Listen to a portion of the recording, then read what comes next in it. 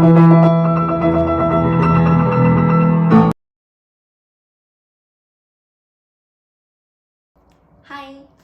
welcome to my first YouTube video.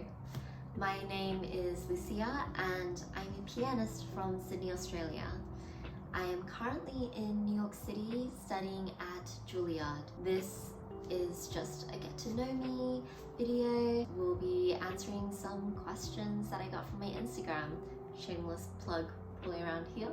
I know a lot of you also wanted to hear about audition prep, applying to Juilliard, and some practice methods.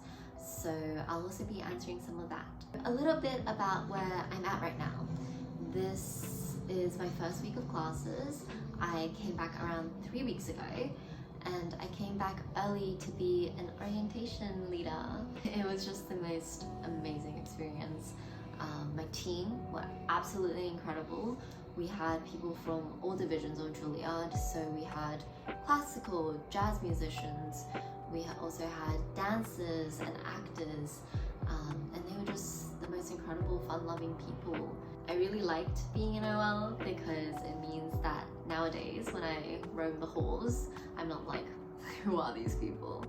So that's really nice. Okay, let's dive straight into the questions. So question 1. How long have you been playing the piano? So I started when I was 3.5, so 16-ish years. Apparently, when my mum was practicing with my sister, who's 4 years older than me, I toddled up to the piano and I was like, Lucia wants to play too. And so my mum let me, and I just really enjoyed it. So I've been doing it ever since. Okay, what's your Myers-Briggs personality type? I actually just recently took this. So I'm a campaigner, and so that is ENFP. I'm actually not that familiar with the personality types, but I did read up on mine and it seems pretty accurate. So yeah, I think I believe it. So next question. Do you think it's important to study music overseas? My answer is it really depends. I think without leaving the country, you can still have an incredible music education when you find the right teacher for you. So a little bit of background information. I left Australia when I was 14 to go to Austria for a couple months to study music. And I know a lot of people get that confused. And then I went to New York City, where I graduated from high school and Juilliard pre-college. Now I'm in the Juilliard college division. What's the most effective practice method? So I think there are a lot of circumstantial practice methods. It depends on the pieces, but I do think there are 2 rules that apply to everything. Those are practice creatively and practice with intent. With practicing creatively, you don't want to practice just to get the hours in, and it becomes mundane and it becomes more of a exercise than music. So always find new angles to see your piece. Practicing with intent is really important because it means sitting at the piano before you play, knowing your goal, and then finishing practicing and knowing what you took out of it. And these are 2 things that I have to remind myself of all the time as well, because it's very easy to just become robotic about it. Next question. What do you have planned this year? So, quite a few exciting things that have already kept me pretty busy. I'm a student leader, FYE coach, and so I work with first year students closely to get them settled in. So every week my supervisor and I lead a class to do so. And I was also accepted into Juilliard's fellowship program. So I am both a Morse Fellow this year and a MAP Fellow. And so what this means is that I get pedagogical training and I get to teach at music schools around New York and at community centers, as well as in the music advancement program. Of course, also a lot of practicing.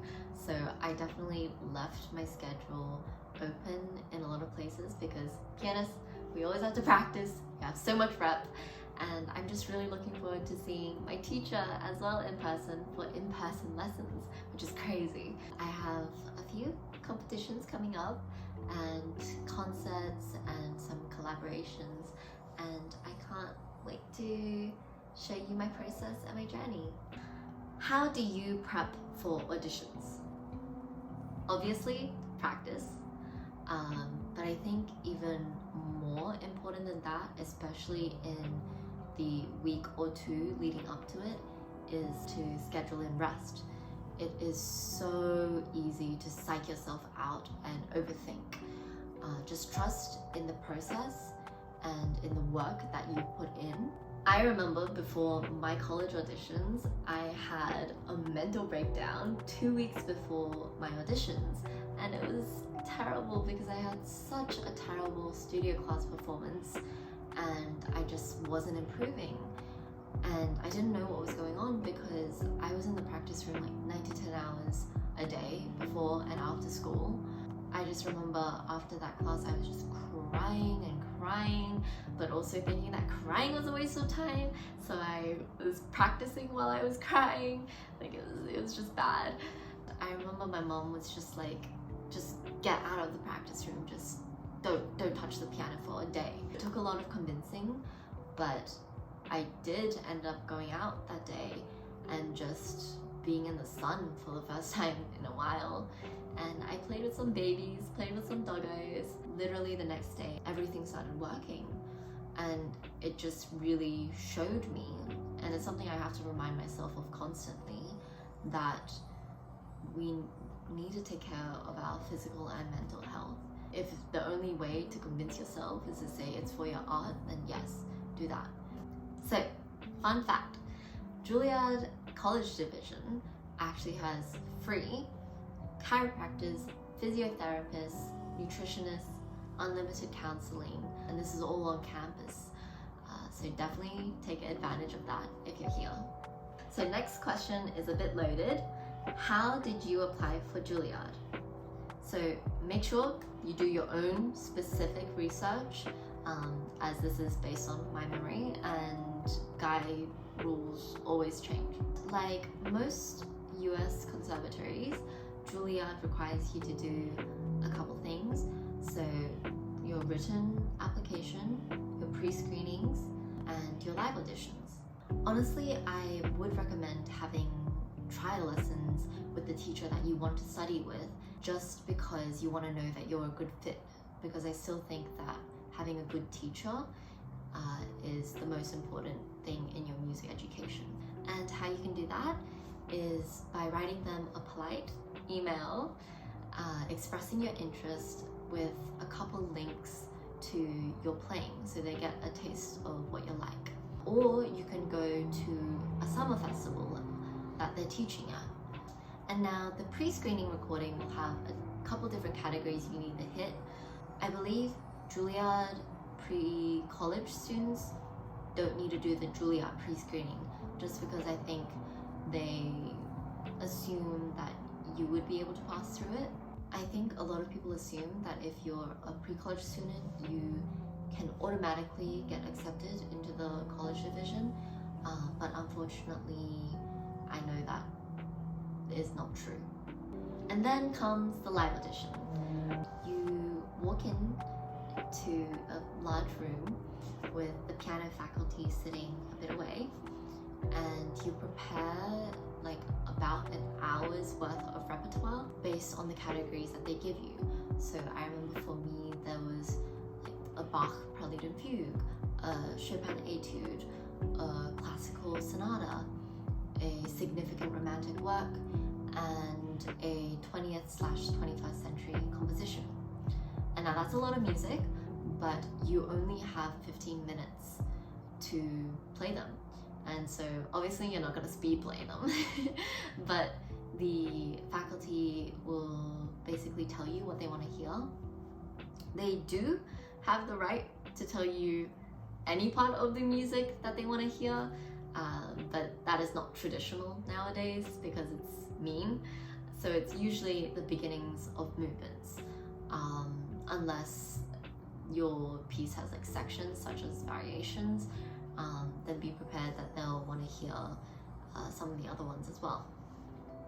I do think it's important to emphasize that your audition results are not indicative of who you are. You're a complete human being who has lived way longer than 15 minutes. So that does not determine your self-worth at all. And we've come to our last question. Can you play rush E? So I looked this up when I got this question, and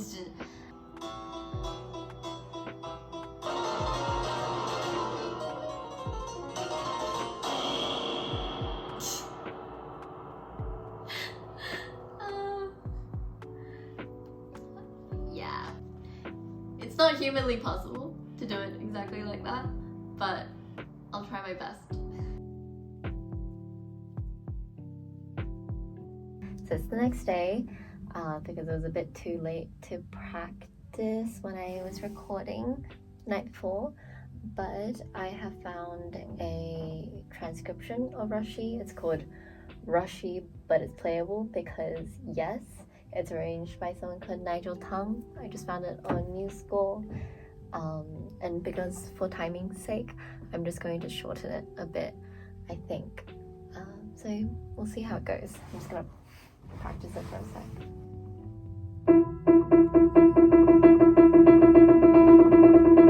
I still remember specifically where I learnt to play repeated notes, and that's from the Liszt Hungarian Rhapsody No. 2.